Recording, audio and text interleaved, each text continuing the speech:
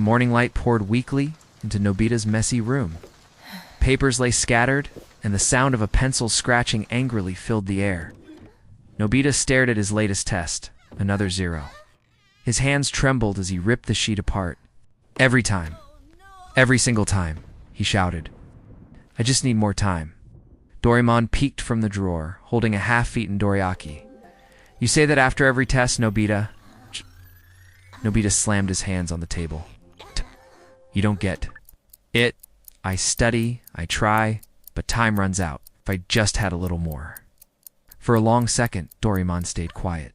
Then, with a heavy sigh, he reached into his pouch and pulled out a strange silver pocket watch. It glowed faintly blue, its ticking almost alive. This is the stop time watch, Doraemon said slowly. Press this button, and time will stop everywhere except for the one who holds it. Nobita's eyes sparkled. So I can finish everything? I can win every race? Ace every test? Doraemon frowned. Can, but there's a reason this gadget is locked away. When time stops, you'll be completely alone. Don't abuse it. Nobita didn't even hear the warning. He snatched the watch, laughing. Just for a while, I'll fix everything.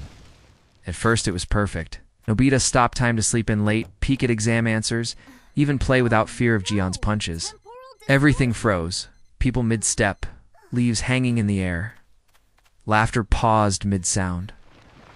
The silence was beautiful, addictive, but soon it began to feel wrong. One afternoon he pressed the button again and noticed something strange. The frozen people around him weren't completely still. Their eyes moved, just slightly, following him. Nobita laughed nervously. Hey, maybe it's just me. He turned a corner, and there in the middle of the frozen street stood another Nobita. His copy, pale, cracked like porcelain, smiling a hollow smile. Nobita dropped the watch.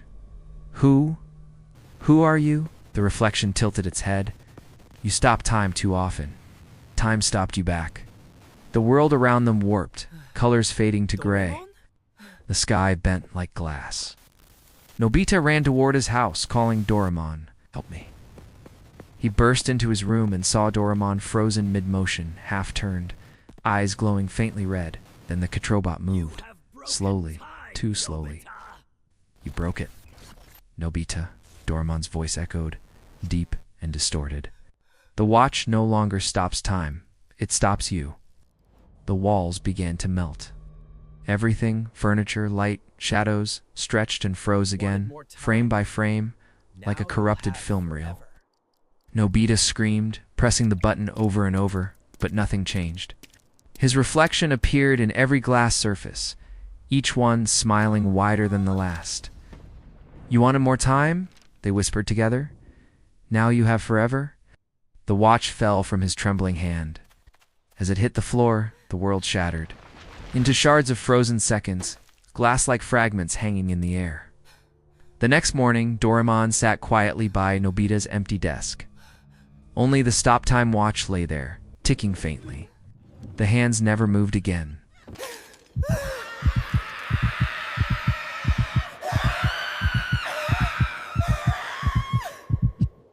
It was a rainy afternoon. Nobita sat on his desk, staring at his math book, frustrated as ever. Doraemon silently appeared from his drawer, his face unreadable, holding a strange, shining door barely the size of a cupboard. Nobita, this is the mirror door, Doraemon said, his voice lower than usual. It shows you a world where everything is the same, yet different. A reflection. Nobita's curiosity beat his fear. Without waiting for permission, he stepped through. The other side looked identical. Same streets, same house, same friends. But there was something off. The sky looked too pale, the air too still.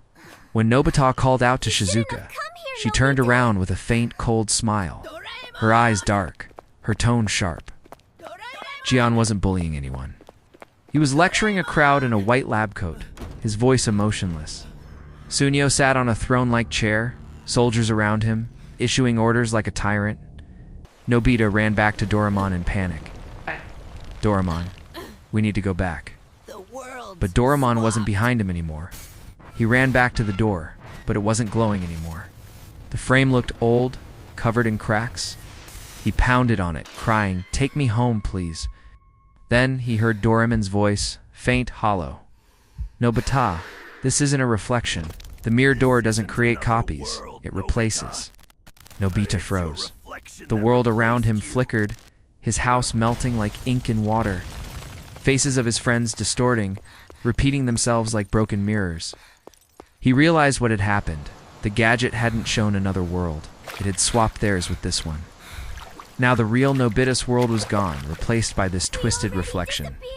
Doraemon appeared again, but his body looked glitched, like static in human form. We can't go back. The door made this reality permanent. Nobita screamed, trying to run, but everywhere he went, people had the same lifeless stare. Their reflections stared back at him through every surface the window. The puddles, even Shizuka's eyes. He turned to Doraemon one last time, whispering, "What happens to the real us?" Doraemon didn't answer. The light faded from his eyes as he murmured, "We already disappeared." And as the mirror world swallowed the last trace of Nobita, the door quietly vanished, waiting for its next user.